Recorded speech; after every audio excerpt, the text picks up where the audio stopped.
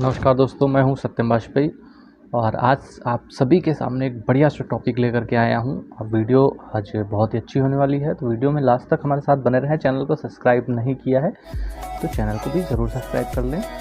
और आज की जो वीडियो है वो गंगा एक्सप्रेसवे पे होने वाली है, जिसके द्वारा हम आपको बताएंगे आज ग्रैबिंग एंड क्लियरेंस का काम जो है कैसे एक्सप्रेसवे पे चल रहा है और ये क्या प्रोसेस होता है और कहाँ कहाँ पर क्या क्या चीज़ें हो रही हैं, किस प्रकार से यूपीडा ने जो है अपनी वेबसाइट को अपडेट किया है। तो चलिए वीडियो को शुरू करते हैं।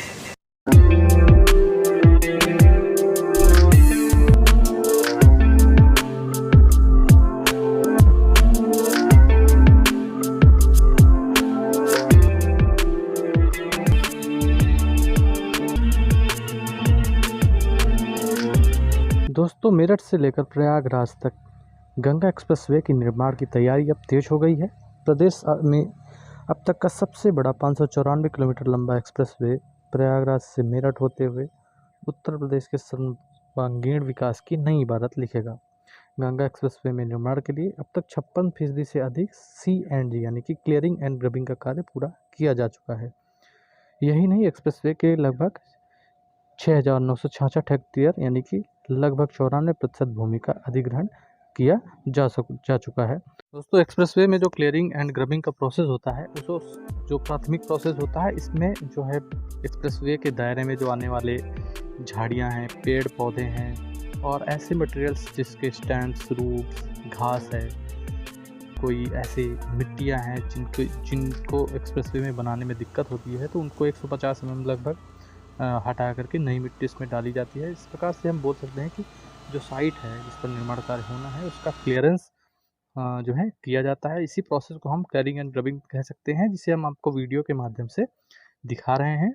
इस दौरान अगर उस रास्ते में कोई पेड़ पौधे भी आते हैं तो उनको भी सीधे तौर पर हटा दिया जाता है रास्ते से, और जो एक दायरा है वो खींच दिया जाता है, खाका बना दिया जाता है कि इस जगह से एक्सप्रेसवे गुजरेगा। तो इस प्रकार से हम कह सकते हैं कि जो ये एक्सप्रेसवे है, इस पर जो तैयारियां हैं बहुत तेज़ी से हो रही हैं और लगभग 94% यानी कि 6,966 हेक्टेयर भूमि का अधिग्रहण भी इस पर किया जा चुका है। दोस्तों, इससे पहले बुंदेलखंड एक्सप्रेसवे की शुरुआत हो गई है और अब ये जो एक्सप्रेसवे है गंगा एक्सप्रेसवे, इसे योगी सरकार का ड्रीम प्रोजेक्ट माना जा रहा है। और इस प्रोजेक्ट को एक के बाद एक क्लियरेंस भी मिल चुके हैं। आपको पता ही है कि पिछली जुलाई में इसे इन्वायरमेंटल क्लियरेंस भी मिल चुका है। और इस एक्सप्रेसवे के निर्माण से उत्तर प्रदेश के 518 ग्राम आच्छादित होंगे, जिसमें मेरठ, हापुड़, बुलंदशहर, अमरोहा, संभल, बदायूं, शाहजहांपुर, हरदोई, उन्नाव, रायबरेली, प्रतापगढ़ और प्रयागराज जिले शामिल हैं। इसके साथ साथ ही एक्सप्रेसवे में सामरिक रूप से 3.5 किलोमीटर की हवाई पट्टी जो कि गंगा एक्सप्रेसवे में बनाई जाएगी, जिस पर लड़ाकू विमान लैंड कर सकते हैं और टेक ऑफ भी कर सकते हैं। साथ ही लोगों की सुविधाओं के लिए इस एक्सप्रेसवे पर 9 जन सुविधा केंद्र, 7 रेलवे ओवरब्रिज, 14 दीर्घ सेतु, 126 लघु सेतु, 381 अंडरपास बनाए जाएंगे। एक्सप्रेसवे पर प्रवेश और निकास के लिए 17 स्थानों पर इंटरचेंज की सुविधा भी दी गई है और आसपास के गांव के निवासियों को सुविधा देने के लिए इस एक्सप्रेसवे के एक तरफ सर्विस रोड बनाई जाएगी, जो कि 120 मीटर जो कि 12 मीटर या 15 मीटर की चौड़ाई होगी, उससे रोड की जो सर्विस रोड। साथ ही इस एक्सप्रेसवे के दोनों तरफ इंडस्ट्रियल हब बनाने के लिए भी सरकार की तरफ से तैयारियां चल रही हैं और यूपीडा को इसके लिए अधिकृत कर दिया गया है। एजेंसियों का चयन करने के बाद इंडस्ट्रियल हब को विकसित करने का कार्य तेजी से किया जा रहा है। यह एक्सप्रेसवे पूरी तरह से प्रवेश नियंत्रित होने के साथ साथ ईंधन खपत में महत्वपूर्ण बचत हो करेगा।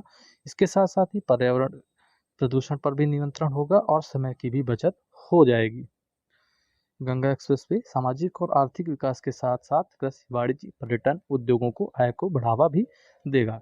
इसके अलावा इस एक्सप्रेसवे के आसपास विभिन्न उत्पादन इकाइयां, विकास केंद्र और कृषि उत्पादन क्षेत्रों को राष्ट्रीय राजधानी से जोड़ने के लिए एक औद्योगिक कॉरिडोर के रूप में भी सहायक होगा। एक्सप्रेसवे के खाद्य संस्करण आधारित इकाइयों, भंडारगृह, दुग्ध मंडी और अनेक उद्योगों की स्थापना के लिए यह एक वरदान साबित होगा।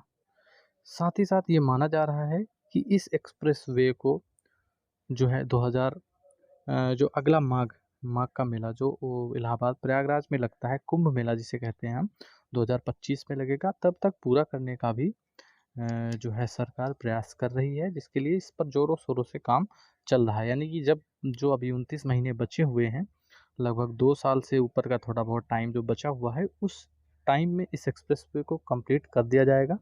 यह एक्सप्रेसवे दोस्तों पीपीपी मॉडल पर आधारित एक्सप्रेसवे रहेगा और इस पर लगभग 343 किलोमीटर ज़मीन का समतलीकरण कर लिया गया है, जिसे हम ग्रबिंग या फिर क्लियरिंग कह सकते हैं।